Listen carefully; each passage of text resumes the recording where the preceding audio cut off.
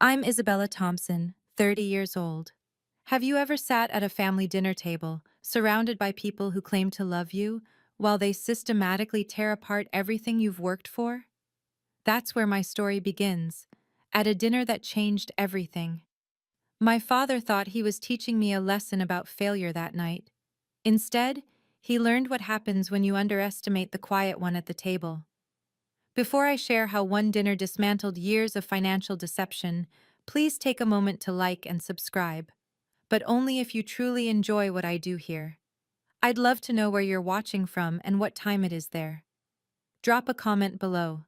It helps more than you know. Now, let me tell you about the night my father's words became his downfall, and how 7 months of silence became my greatest weapon. The mahogany dining table stretched across my parents' formal dining room like a battlefield, 16 place settings gleaming under the crystal chandelier. It was my father's favorite stage, where Robert Thompson, successful entrepreneur and self-proclaimed family patriarch, held court every third Saturday of the month. 15 guests had gathered that October evening. My Aunt Patricia sat to his right, her judgmental eyes already scanning everyone's outfits. My cousin Jennifer and her new husband Mark occupied the seats of honor across from my father. Old family friends, the Davidsons, chatted quietly near the end of the table.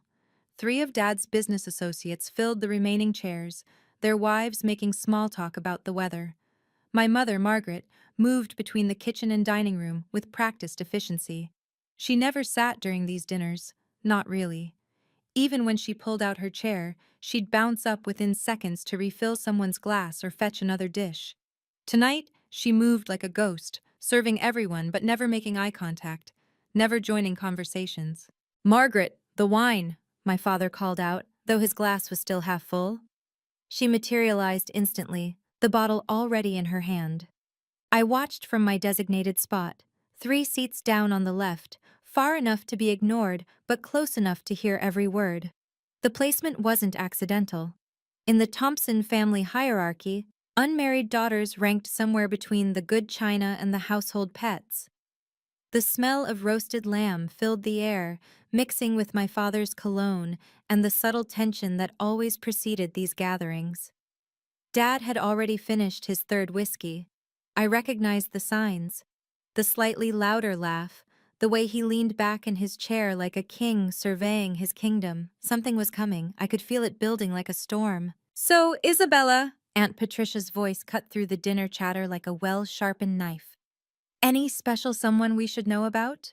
You're not getting any younger, dear." The table quieted slightly, forks pausing mid-air. This was a familiar dance, but tonight it felt choreographed. "I'm focused on my career right now," I replied, keeping my voice steady.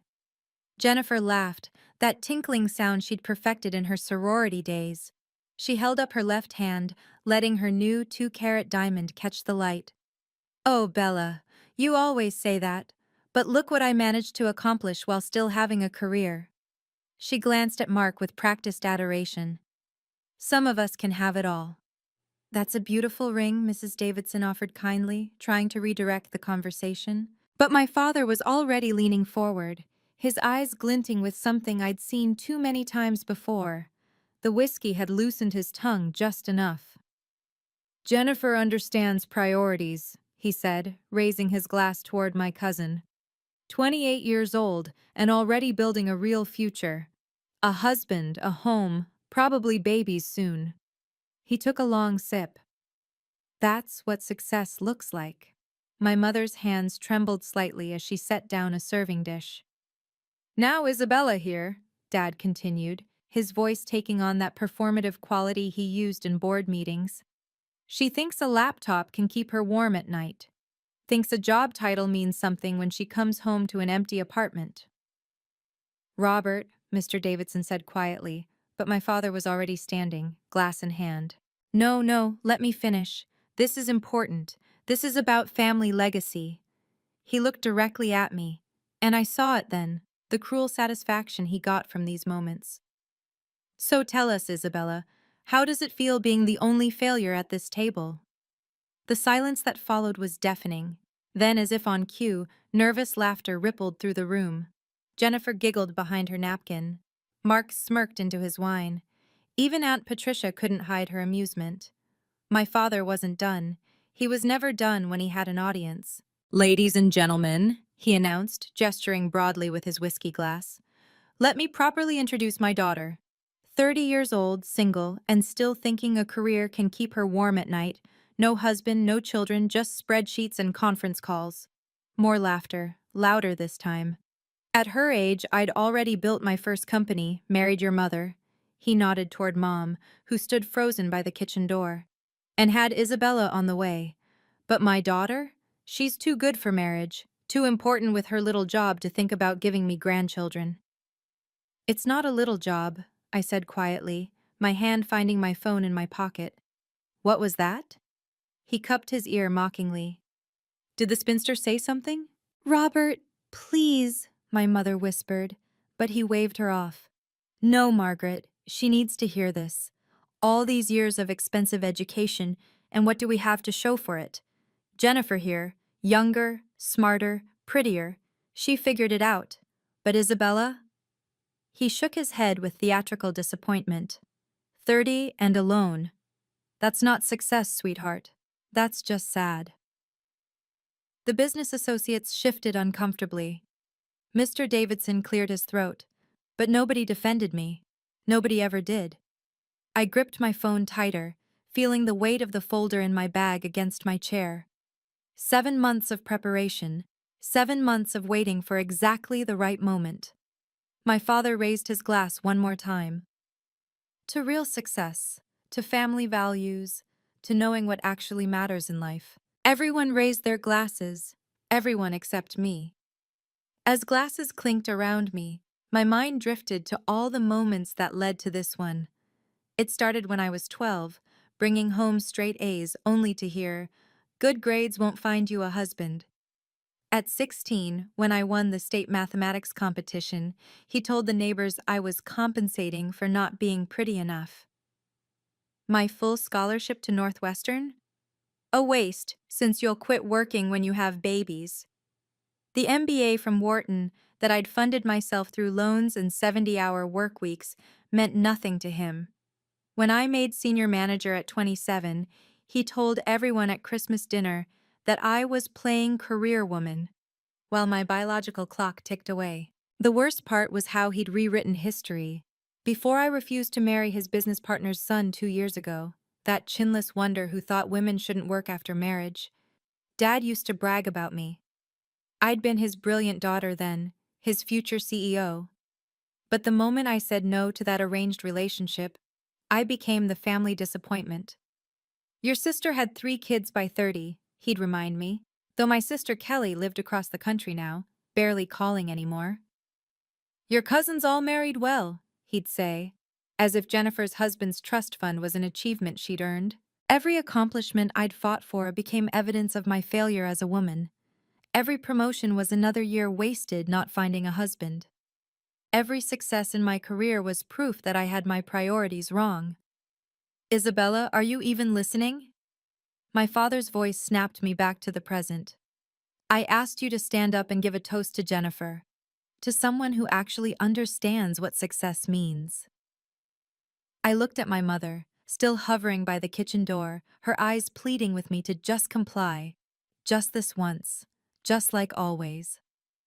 I started to rise from my chair when my mother suddenly appeared at my shoulder, her hand gentle but insistent on my arm. "Please, Isabella," she whispered, so quietly only I could hear. "Don't make him angry. You know how he gets about money when he's upset." Money. Always money with her these days. The way she flinched when he mentioned bank accounts. The way she never bought anything without asking first. "Mom, just apologize," she breathed, her fingers trembling against my sleeve. "Say you're sorry for disappointing him. Please." Around us, the guests waited. Jennifer had her phone out, probably ready to capture whatever humiliation came next. Aunt Patricia nodded approvingly at my mother's intervention. "That's right, Margaret," Aunt Patricia said loudly. "Help her understand. Some of us appreciate traditional values. Some of us understand that a woman's greatest achievement is her family. Hear, hear, Mark chimed in, earning an approving look from my father. Mr. Davidson's wife touched his arm, whispering something, but he just shook his head slightly. Even the Davidsons, who'd known me since I was 5, wouldn't speak up. The 3 business associates studied their plates as if the lamb held the secrets of the universe. I was completely alone at a table full of people. Stand up, Isabella, my father commanded. Show some respect for once in your life. My mother's grip tightened. Please, she mouthed silently, and I saw something in her eyes I'd never noticed before. Fear. Real, bone-deep fear. What are you so afraid of, Mom? I asked quietly. She pulled back as if I'd slapped her, glancing nervously at my father. I'm not. I just want everyone to have a nice evening. But I saw the truth in that glance. She was terrified. And suddenly, I wondered what else I'd been missing all these years. If you've ever felt invisible at your own family table, drop a comment below. I read every single one, and your stories give me strength to share mine. It's amazing how many of us have sat through these moments, believing we had no choice but to endure them. But here's what I learned that night. Sometimes the quietest person at the table holds the most power. The key is knowing when to use it. Stay with me. What happens next changed everything.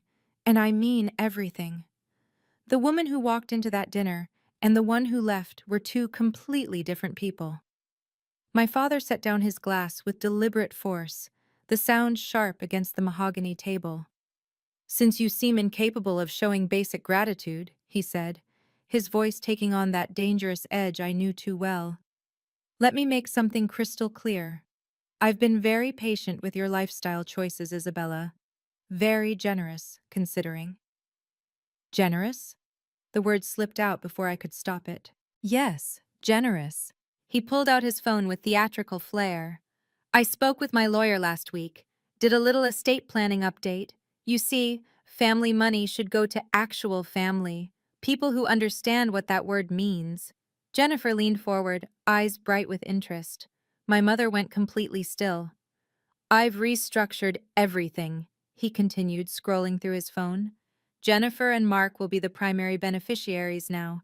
They're building something real, a legacy. While you? He looked up, his smile cold. You've chosen your career over family, so live with that choice. Robert, Mr. Davidson interjected carefully, perhaps this isn't the time. It's the perfect time, Bill. Isabella needs to understand consequences. My father stood again, commanding the room. The Thompson Family Trust, the investment properties, the portfolio I've built over 30 years, none of it goes to someone who spits on family values. You refuse to marry, refuse to have children, refuse to be a real woman, he cut me off. So I'm refusing to subsidize your selfishness anymore. Last week's changes are already filed. Irrevocable. The room held its breath. Jennifer couldn't hide her smile. Mark actually raised his glass slightly as if in toast. Real family members get real inheritance, my father declared. And Isabella, you're barely family anymore. Just a disappointment with my last name. My phone buzzed in my pocket. A text. I didn't need to look to know what it said. My mother's chair scraped against the floor as she suddenly stood, her hands visibly shaking as she reached for empty plates that didn't need clearing. Margaret, sit down, my father commanded. The help can clear later. I just thought, the dessert, she stammered, her voice barely above a whisper. I said sit. She sank back into her chair like a marionette with cut strings. That's when I noticed she wasn't wearing the pearl necklace he'd given her for their 25th anniversary. Or any jewelry at all, actually. When had that started? Your mother knows her place, my father said, eyes still on me. She's grateful for what I provide, the house, the cars, the lifestyle. She doesn't have delusions about independence. Mom's face flushed deep red. Robert, please. What's your bank account balance, Margaret? He asked casually, swirling his whiskey. Go on, tell everyone. Silence. She doesn't know, he announced to the table. Because she doesn't need to. I handle everything. Every credit card, every bill, every financial decision. That's how a real marriage works. The man provides, the woman appreciates. I watched my mother shrink into herself, 55 years old, and unable to buy groceries without his permission. When had she lost access to her own accounts? When had she become so completely dependent? At least your mother gave me children, he continued, even if one of them turned out to be an ungrateful spinster. My phone buzzed again. This time I pulled it out, glancing at the screen. The message was simple. Everything is ready. Your call. I looked at my mother's defeated face, at Jennifer's smug satisfaction, at the uncomfortable silence of people who could speak up but wouldn't. Then I smiled. For the first time all evening, I genuinely smiled. You're right, Dad, I said calmly. Money is power. You taught me that. Finally, some sense from you, my father said, mistaking my calm for surrender. Tell me, Dad, I said, setting my phone face down on the table. Still playing CEO at work? His eyes narrowed. Playing? I built that company from nothing. Interesting choice of words. I took a sip of water. I manage millions. Managing other people's money isn't success, he scoffed. It's being a glorified accountant. But can't manage a relationship, Jennifer added, earning an approving nod from him. Quality over quantity, I replied, looking directly at Mark, who shifted uncomfortably. Quality? My father laughed harshly. What quality? You're alone, Isabella. Completely alone. At least I know where my money goes. The words hung in the air. My mother's eyes widened slightly. My father's jaw clenched. What's that supposed to mean? Nothing, I said evenly. Just that financial transparency is important. Wouldn't you agree? Don't get smart with me. I learned from the best. I turned to Mr. Davidson. You handle corporate accounts, right, Bill? Must be interesting tracking where company funds actually go. Mr. Davidson looked confused but nodded slowly. Transparency is essential in business. Exactly. I smiled at my father. Every transaction tells a story. Enough riddles, Aunt Patricia interjected. Robert's right. You need to apologize for your attitude. My attitude? I laughed softly. Is that what we're calling it? Show some respect, Mark said, puffing up beside Jennifer. Your father deserves better. Does he? I asked. Tell me, Mark, what exactly does he deserve? My father slammed his hand on the table. I deserve a daughter who isn't a complete failure. Define failure, I said calmly. You, 30, single, barren, alone. And you? I asked. What are you? The question seemed to confuse him. Good. He had no idea what was coming. I'm a success, my father roared, standing so forcefully his chair tipped backward. I'm everything you're not. Please, everyone, let's calm down, Mrs. Davidson tried, but my father was beyond reasoning. Look at you, he continued, his voice dripping with disgust. 30 years old and nothing to show for it but a job title. Your biological clock is screaming, and you're too selfish to listen. Robert! Mr. Davidson stood up. That's quite enough. No, Bill, she needs to hear this. He turned back to me. You're going to die alone, Isabella. Alone in some sterile apartment, surrounded by spreadsheets instead of grandchildren. Jennifer actually applauded softly. Someone had to say it. You know what your problem is? My father leaned across the table. You think you're better than everyone. Too good for marriage, too important for motherhood. But you're not special, Isabella. You're just broken. My mother was crying silently now, tears streaming down her face. Every woman at this table has figured it out except you, he gestured around the room. They understand their purpose, but you're an evolutionary dead end. That's a bit harsh, one of the business associates muttered, but his wife shushed him. Harsh? It's honest. My father picked up his whiskey, draining it. 30 years I invested in her. Private schools, college, everything. And this is my return? A bitter spinster who'll never give me grandchildren? You have Kelly's kids, I reminded him quietly. Kelly married properly, had children properly, did everything properly. He refilled his glass with shaking hands. Not like you. You're nothing but a disappointment with an expense account. The room was suffocating. Everyone stared at me, waiting for me to break, to cry, to run. Instead, I remained perfectly still, my hand resting on my phone. Now, my father said, raising his freshly filled glass, we're going to do this properly. Everyone, raise your glasses to Jennifer, to real success, to someone who actually makes their family proud. Glasses rose around the table. The crystal caught the light, creating small rainbows on the walls. Even Mr. Davidson reluctantly lifted his glass, though he wouldn't meet my eyes.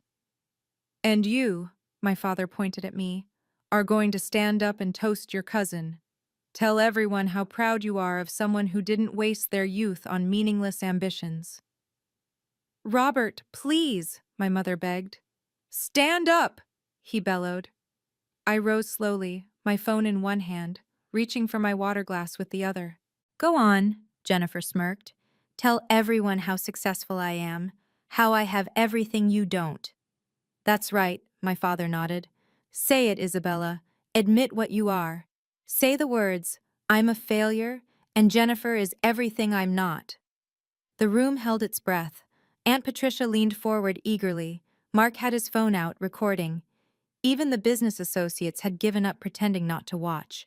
Say it, my father commanded, or get out of my house forever. I looked around the table, at these people who'd watched me grow up, who'd celebrated my graduations, attended my birthday parties, claimed to care about me. Not one of them would stand up for me, not one. You want me to make a toast? I asked, pulling out my phone. Finally, my father said triumphantly. I unlocked my phone, opened an app, and set it on the table. Then I reached into my bag and pulled out a manila folder, thick with documents. I'll do you one better, I said, my voice carrying clearly through the room. I'll tell you all a story about success. Real success. My phone lit up with a notification. A simple message. Transfer complete. All systems ready. What are you doing? My father demanded, but I held up one finger, asking for patience. 7 months ago, I began, still standing, something interesting happened. Dad, do you remember that night in March? You came home from your business trip to Miami? His face flickered with something. Confusion, concern. You were celebrating. You'd closed some big deal, you said. Had too much champagne on the plane. I opened the folder, pulling out the first document. You asked me to help you with some paperwork, said your eyes were too tired to read the fine print. I don't remember. You were very insistent, said it was just routine business documents, trust arrangements, power of attorney for the company transitions. I held up the paper. You signed everything I put in front of you. My mother looked between us, confused. Jennifer's smile faltered slightly. That was also the night you mentioned needing to restructure some assets, I continued. You were so chatty. Alcohol always did loosen your tongue. What's your point? Aunt Patricia snapped. More career woman nonsense? My point, I said, pulling out my phone again, is that success comes in many forms. For instance, did you know that in my role at Morrison Industries, I oversee forensic accounting? Mr. Davidson sat up straighter. Forensic accounting? Mm-hmm. We investigate financial irregularities, trace hidden transactions, uncover redirected funds. I swiped through my phone. It's fascinating what you can find when you know where to look. My father's face had gone pale. What did you do? Nothing yet, I said calmly. But the night is young, and unlike you, Dad, I actually read the fine print, every single word. The folder felt heavy with possibility. I pulled out another document, this one with a corporate letterhead that made Mr. Davidson lean forward with interest. You know what's funny about joint accounts? I asked the room. They tell stories. Every transaction, every transfer, every mysterious withdrawal. Isabella, my father warned, his voice low and dangerous. March 15th, I continued, ignoring him. $50,000. Business development. April 3rd, 30,000. Client entertainment. May through September, another 120,000, all from the joint investment account. My mother's face went white. What joint account? The one you co-own, Mom. The one that requires dual signatures for withdrawals over 10,000. I looked at her steadily. Except when someone has power of attorney. Stop this, my father commanded. But here's the interesting part. I pulled out a bank statement. These withdrawals? They all went to the same account. A rental property on Riverside Drive. Apartment 12B. Jennifer gasped softly. Even she hadn't expected this turn. Now I thought maybe it's a legitimate investment property, I said, my voice conversational. So I did some checking. The lease is interesting. Single occupant, a woman named Sandra Mitchell, 28 years old, personal trainer. The room was dead silent. My mother stood up slowly, her legs shaking. You signed something that night in March, I told my father. Several things, actually. While you were celebrating your big deal and demanding I help with paperwork. You tricked me? Tricked? I laughed softly. No, Dad, you were drunk and arrogant. You signed without reading, just like you've done 100 times before. You trusted me to handle the details. I set the folder on the table. The difference is, this time I actually did. Have you ever had to choose between keeping peace and keeping your dignity? That moment when you realize the price of silence has become too high. The decision I made next wasn't easy, but it was necessary. If this resonates with you, please share this story with someone who needs to hear it. Your support helps me reach others who might be facing similar situations. Sometimes we don't realize we have options until someone shows us that we do.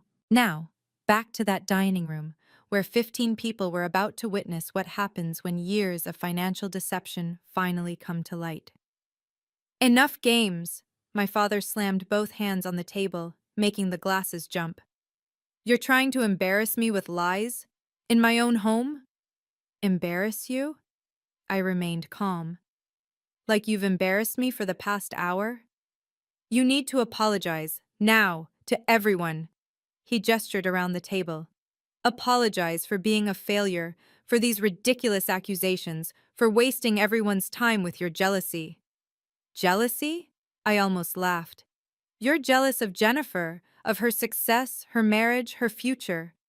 He moved closer to where I stood. So you make up stories about affairs and money? Pathetic. Mr. Davidson shifted uncomfortably. Robert, perhaps we should— No, Bill. She started this. She's going to finish it. My father turned back to me.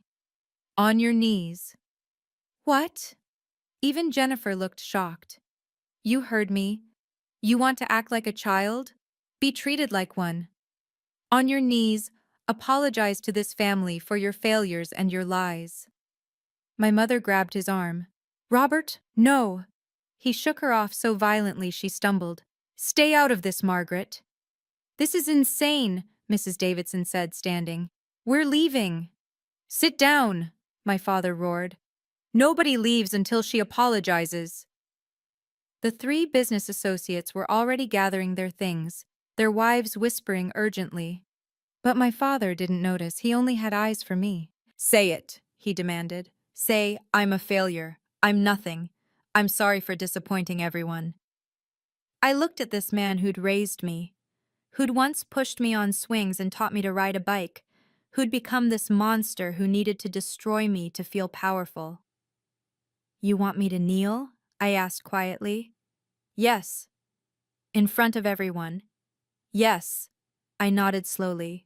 Okay, but first, you should probably check your phone. Check my phone? He pulled it out aggressively. For what? More of your games? Just check your banking app, I suggested. Any of them. This is ridiculous. But his fingers moved across the screen anyway. The room watched as his expression shifted from anger to confusion. What did you— His voice trailed off as he swiped frantically. Having trouble logging in? I asked innocently. Say it! He looked up, his face red. Say you're a failure! Say it now! Jennifer laughed nervously. Uncle Robert's right. Just apologize, Isabella. This is getting weird. Weird? I turned to my cousin. You want to know what's weird? A father who tracks his adult daughter's ovulation cycle, who sends her articles about egg freezing, who tells waitresses she's single and desperate. You're deflecting, Aunt Patricia said. Just admit you're jealous and— I'm not jealous, I interrupted. I'm free. There's a difference. My father threw his phone on the table. You think you're so clever? You're nothing.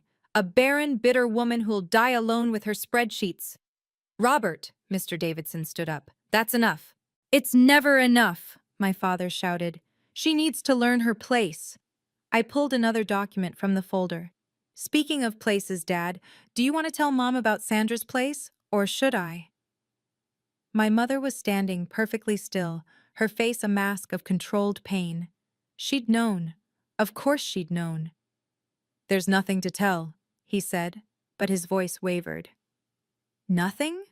I smiled, that same cold smile he'd given me earlier. Then you won't mind if I share some photos? From your business trips? The room held its breath. You're destroying this family, he said quietly. No, Dad. I'm just done pretending it isn't already broken. I stood perfectly still, letting the silence stretch until it became unbearable. Then, slowly, deliberately, I pulled the final set of documents from the folder. Before I show these, I said, turning to my mother, Mom, you should know something. I've been protecting you for 7 months. She blinked, confused. Protecting me? From the truth. From the full extent of it. I held out a single sheet of paper to her. But you deserve to know everything. My father lunged forward, trying to grab the paper, but Mr. Davidson stepped between us. Robert, stop! This is my house, my father shouted. Actually, I said calmly, that's one of the things we need to discuss. My mother took the paper with trembling hands. As she read, her face cycled through emotions, confusion, recognition, shock, and finally, a strange kind of relief. You knew? She whispered to me. I've known everything since March. Jennifer stood up, Mark beside her. What's going on? Uncle Robert?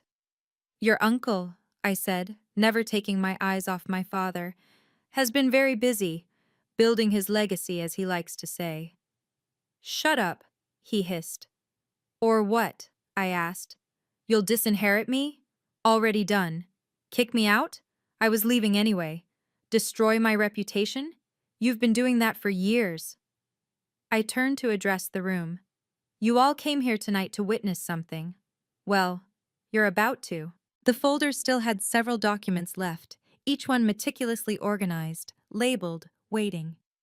I've been paying attention, Dad, I said quietly.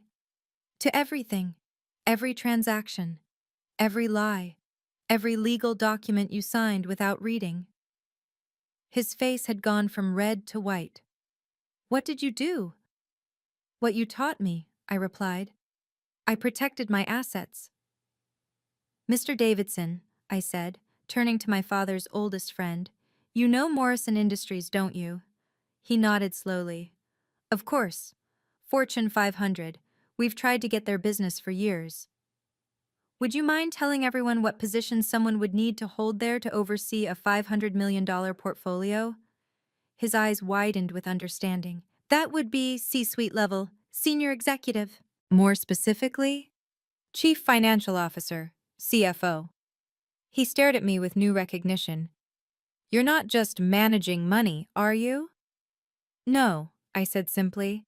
I'm the youngest CFO in Morrison Industries history. 7-figure salary, stock options, and a seat on the board pending next quarter. The room erupted. Jennifer's mouth fell open. Mark actually dropped his wine glass. Even Aunt Patricia looked stunned.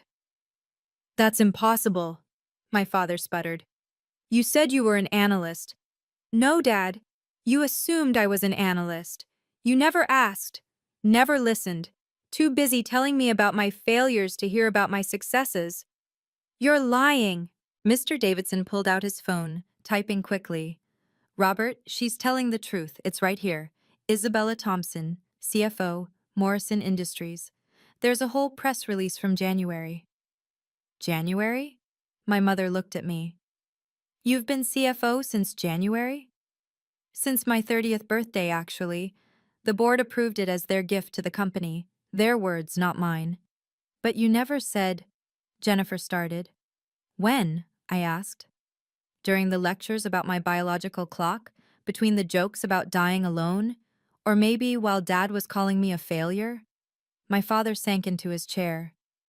It doesn't matter. You're still alone, still empty. Am I? I pulled out my phone, showing a bank balance that made Jennifer gasp. Seems pretty full to me. Now that we've established I'm not the failure you thought, I said, pulling out a stack of bank statements.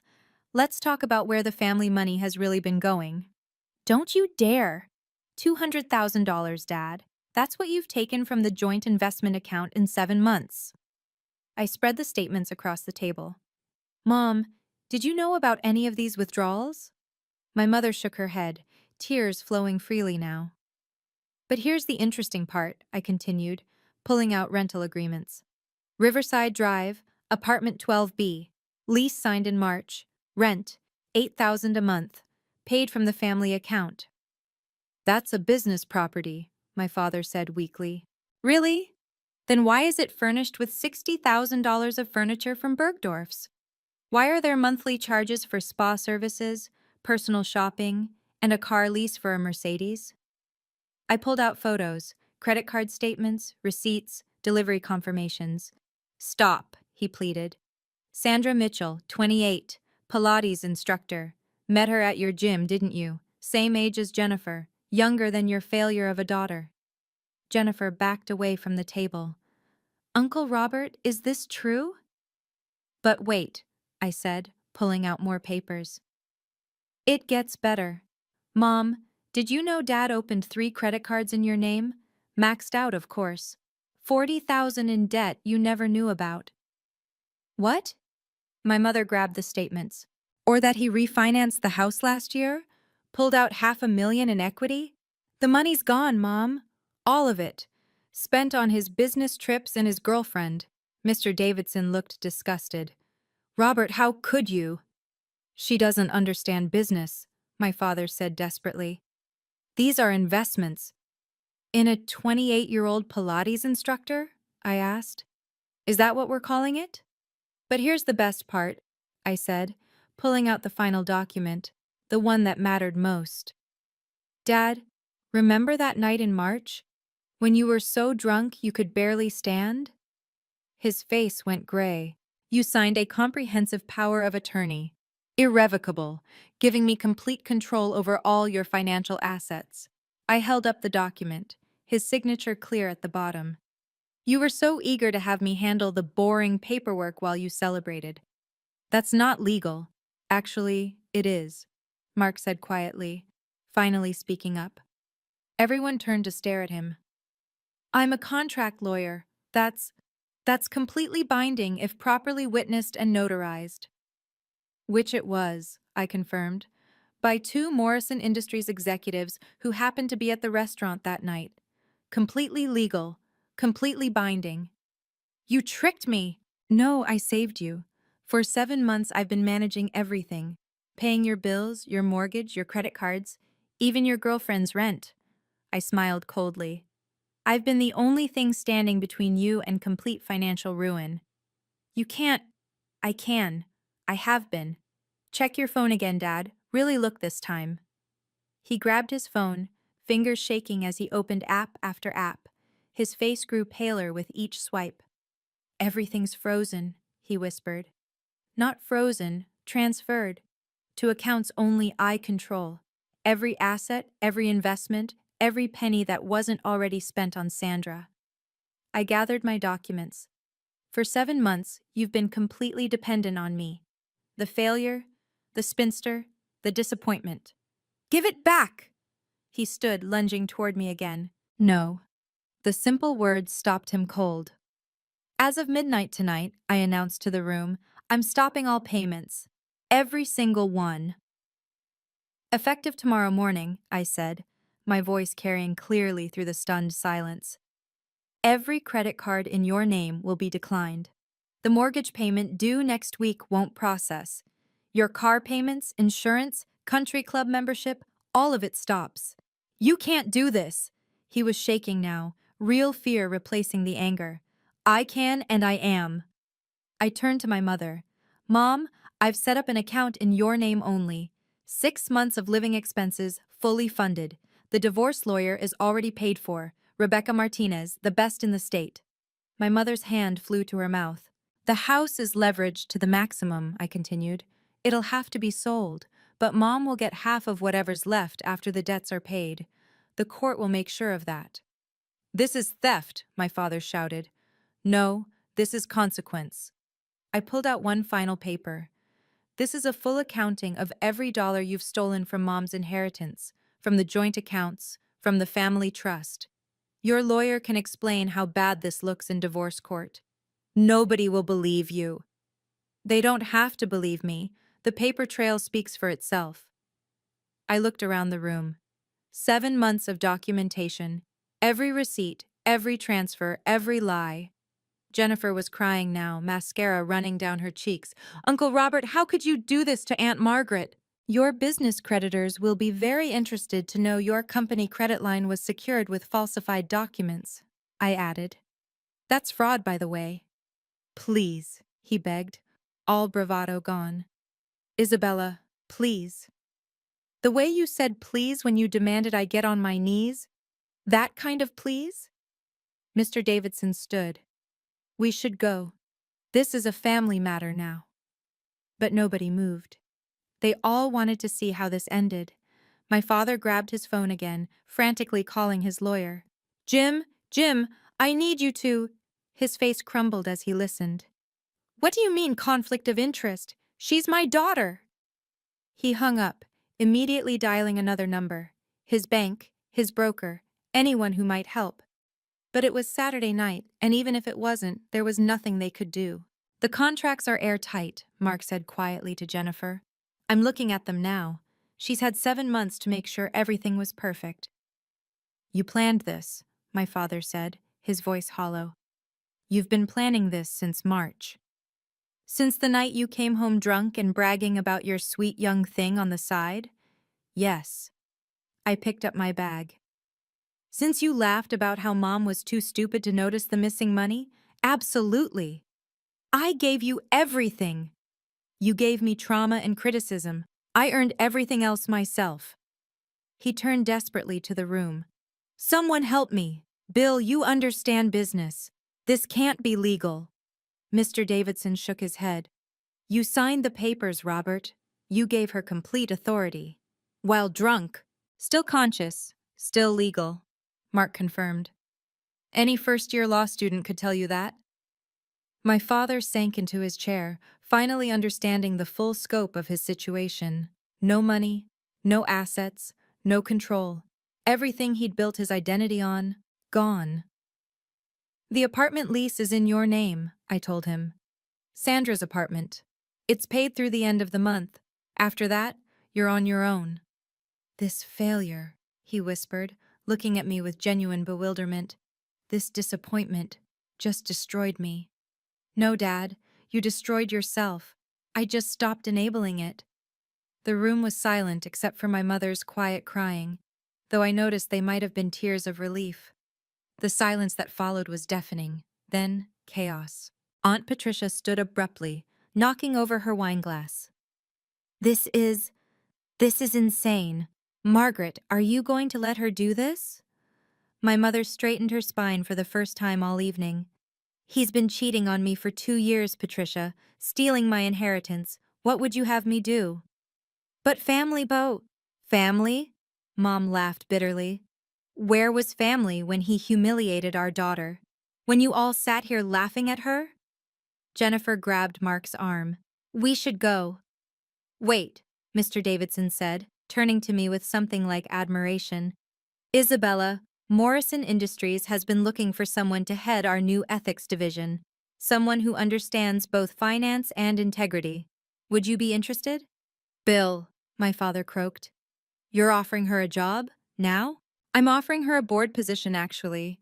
We need someone who can spot deception and isn't afraid to act on it. He handed me his card. Call me Monday. The three business associates were already at the door, their wives pulling them along. One turned back. Robert, we'll need to discuss the partnership. This kind of scandal. Get out, my father screamed. All of you, get out!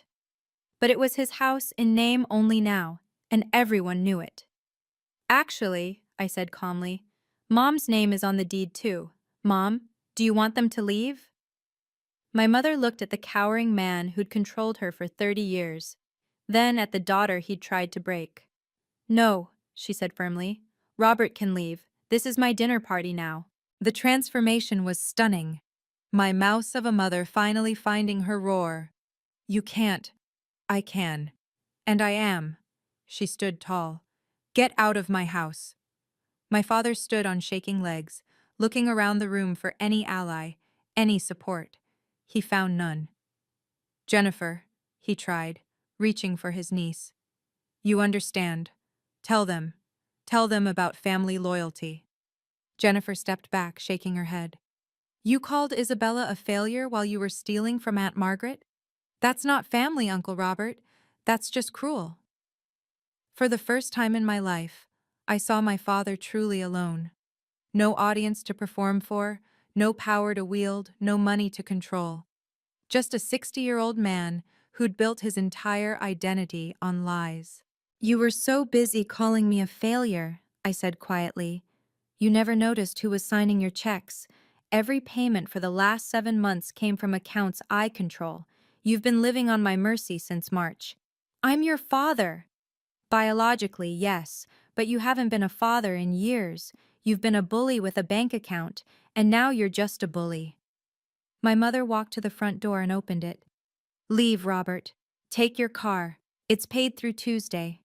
After that, it gets repossessed. Margaret, please.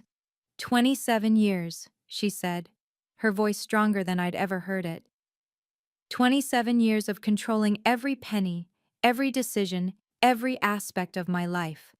It ends tonight. He looked at me one last time, and for a moment, I saw something that might have been regret, or maybe just self-pity. It was hard to tell with him. You've destroyed everything, he said. No, Dad. I've set everyone free, even you. Now you can go build something real, if you're capable of it. Without Mom's money, without my support, without the facade. He left then, his footsteps heavy on the marble floor he'd been so proud of. Within an hour, everyone in that dining room had spread the word. By morning, it would be everywhere. Country clubs, business meetings, social circles my father had spent decades cultivating. Mr. Davidson called me Monday morning, as promised. Not just about the board position, though that came through too, but to tell me what was happening in the business community. Your father tried to get an emergency loan, he said. 5 banks turned him down. Word travels fast when someone's been exposed for fraud. The girlfriend, Sandra? She'd cleared out the apartment the very next day. Apparently, she'd been recording their conversations too, planning her own exit strategy. She even sent me a thank you note for accelerating her timeline. I had to respect the hustle. Jennifer called me later that week. I'm sorry, she said simply, for everything, for laughing, for not speaking up, for being a coward. We all make choices, I told her. Mark left me, she admitted. Said if I could laugh at family being destroyed like that, what would I do to him? I felt no satisfaction in her pain, just a sad recognition that my father's poison had spread further than even I'd realized. 3 months later, the divorce was finalized. Mom got the house in the settlement. Turns out judges don't look kindly on financial abuse and infidelity. She sold it immediately, bought a small condo near the beach, and started taking art classes. I haven't painted in 30 years, she told me over lunch. Your father said it was a waste of time. My father? Last I heard, he was working as a consultant for a small firm in Jersey. living in a studio apartment, dating someone age appropriate who didn't know about his past. Maybe he'd learned something, maybe not. It wasn't my concern anymore. 6 months after that dinner, I sat in my new office, board director at Morrison Industries, the youngest in company history. The wall behind my desk held my diplomas, awards, and a single photo. Mom and me at her art show, both of us genuinely smiling. She'd found herself after 27 years of being erased. Started therapy, joined a support group for financial abuse survivors, even began dating a kind widower from her painting class. I spent so many years afraid, she told me. Afraid of being alone, of having nothing, of his anger. But you showed me something that night, that the fear of staying was worse than the fear of leaving. I'd established new rules for my life. Clear boundaries, professionally maintained, no lending money to family who hadn't spoken to me in years but suddenly remembered I existed. No attending family gatherings where my presence was tolerated rather than welcomed. No apologizing for my success, my choices, or my standards. No explaining why being single at 31 didn't make me a failure. Jennifer reached out occasionally, trying to rebuild something from the ashes of our relationship. I was cordial but careful. Trust, once broken by laughter at your lowest moment, doesn't easily repair. I learned something important, I told her during one coffee meeting. Setting boundaries isn't cruel. Staying silent while being abused is. She nodded, understanding. Do you ever regret it? What you did to Uncle Robert? I didn't do anything to him, I corrected. I simply stopped enabling his behavior. There's a difference between revenge and consequences. But you planned it, for months. I protected myself and my mother, legally, ethically, professionally. I stood to leave. That's not revenge, that's self-defense. Looking back now, I realize that dinner was the best thing that ever happened to me. Not because I enjoyed watching my father fall, I didn't, but because it forced me to stop seeking approval from someone incapable of giving it. Success isn't about meeting other people's expectations. It's not about marriage by 30 or children by 35 or any other arbitrary timeline society creates. Success is building a life that's truly yours, with values you've chosen, boundaries you maintain, and relationships that nurture rather than diminish you. My father called me a failure because I wouldn't follow his script. But I was never failing. I was writing my own story, one where a woman's worth isn't measured by her relationship status or her willingness to be small. The most powerful thing you can do isn't seeking revenge or proving others wrong. It's simply stopping the enabling, stopping the financial support, stopping the emotional labor for people who don't value it. That night, I didn't destroy my father. His own choices did that. I just stopped catching him when he fell. Your worth isn't determined by your relationship status, your reproductive choices, or anyone else's expectations.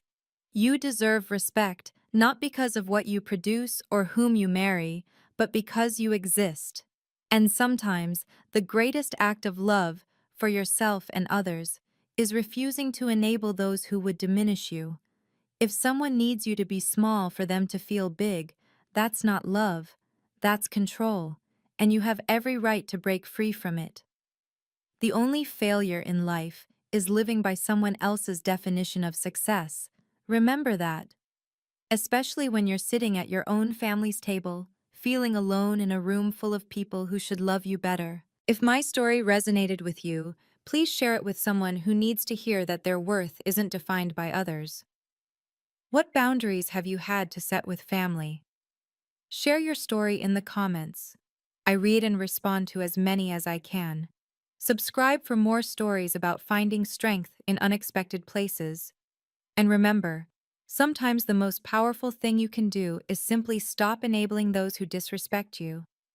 Until next time, this is Isabella Thompson, reminding you that you deserve respect, regardless of your choices. You are enough, exactly as you are.